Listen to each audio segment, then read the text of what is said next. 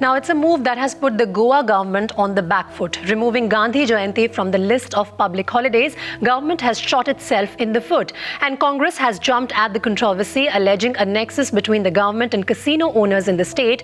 Under fire, the Goa government forced to clarify, but their weak argument cutting no ice with the opposition. A complete entertainment destination to the high rollers. These casinos contribute a great deal to the state coffers.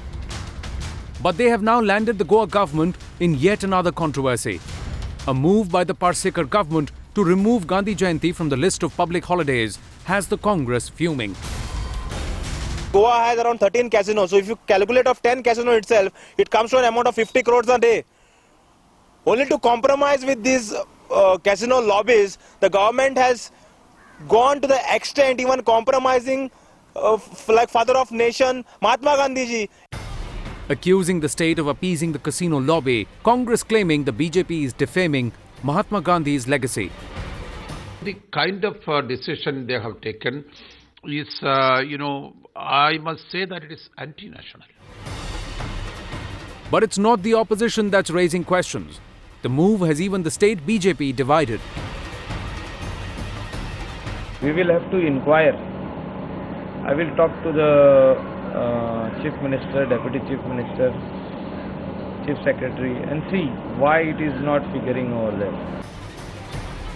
And now, the RSS too jumping into the controversy.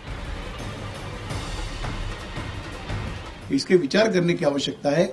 अगर गोवा सरकार ने तब किया है तो इसके बारे में जरूर जानकारी लेंगे.